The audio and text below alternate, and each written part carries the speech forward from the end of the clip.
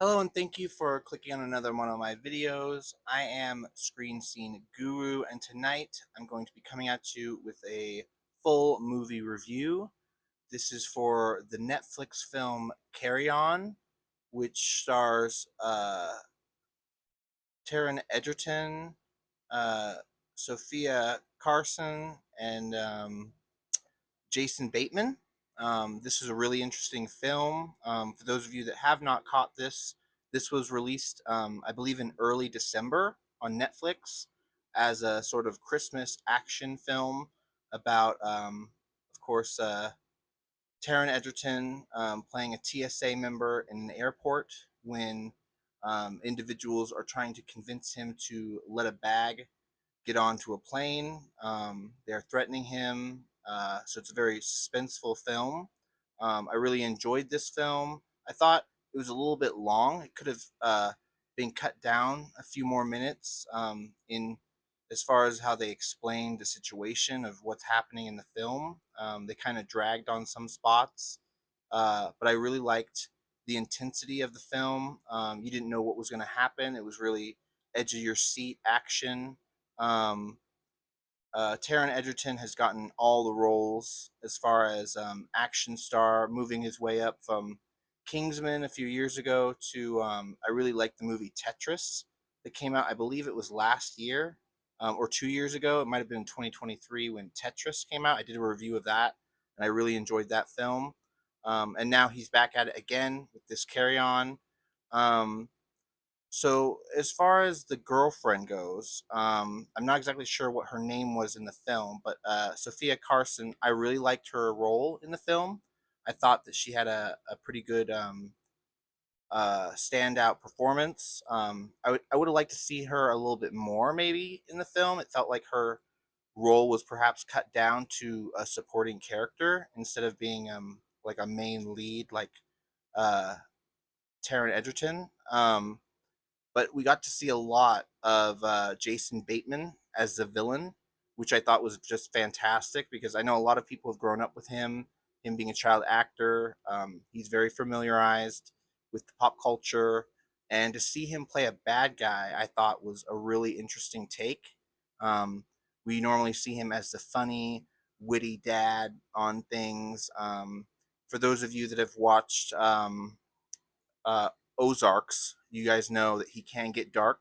That's a whole show on Netflix with Jason Bateman, kind of running a criminal enterprise, if you will, with his family in that Ozarks show. So if you guys have not seen that, definitely check it out. I myself has only seen, I believe, part of season 1, and I might have started season 2, but I did not finish it all the way. So that might I might check that out again, given that I've just seen this Netflix movie that was really good.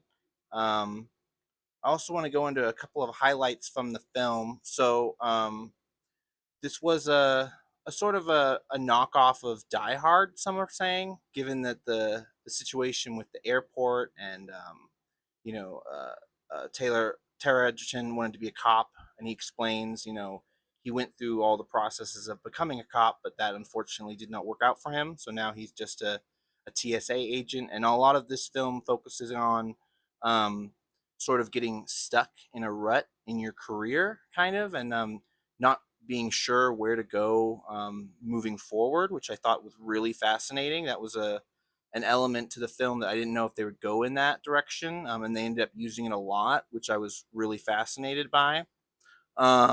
I just want to go over to a couple more outstanding performances of this film. We got Theo Rossi, who played Juice from American, or sorry, SOA, uh, which was Sons of Anarchy. Um, and he played a really good role in this. It seems like he was helping Jason Bateman's character.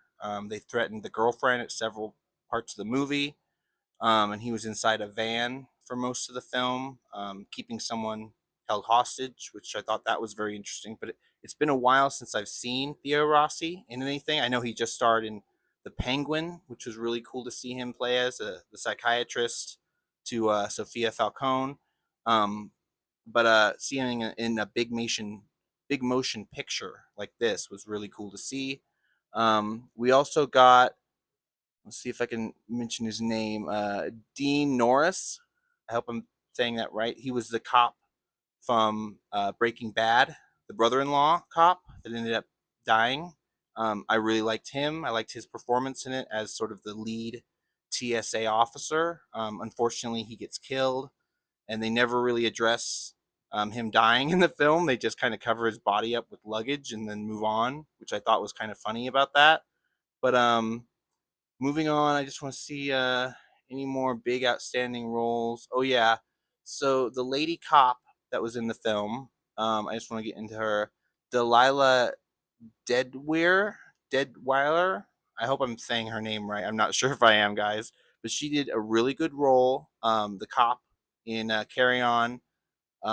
She had an awesome fight sequence in a car on the road when cars were crashing that was done with, I believe, video game graphics, video game CGI, kind of like a fight sequence that we got to see a couple years ago in Hawkeye when he was driving a car and there was a fight sequence going down and cars were crashing on the road. So I believe they're using some kind of next generation graphics, potentially game graphics, to show these sequences in the movie, which is cool to see. Um, so I really liked her performance. Um, oh, we got another star from Sons of Anarchy. I just want to give a shout out to Benicio Martinez. Benicio Martinez. I hope I'm not messing up his name, but he was one of the cartel members in Sons of Anarchy in the later seasons, and I really liked his performance. He later on showed up in 911 as well. For those of you that are watching that 911 First Responders, he showed up in that series as well. I believe it was in the Texas series, so the Lone Star spinoff he shows up in, which is cool to see. Um, just going over a couple more cast members.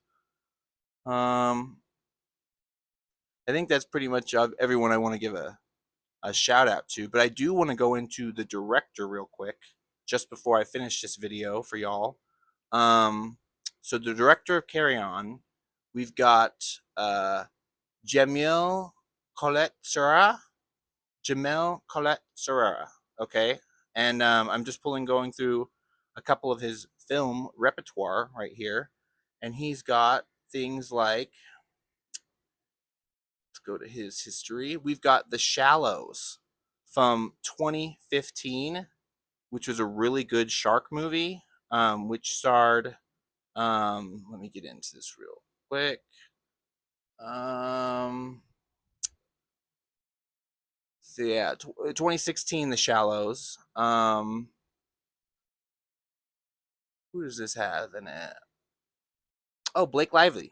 So Ryan Reynolds' wife, Blake Lively, starring in The Shallows, about a shark. He directed that film.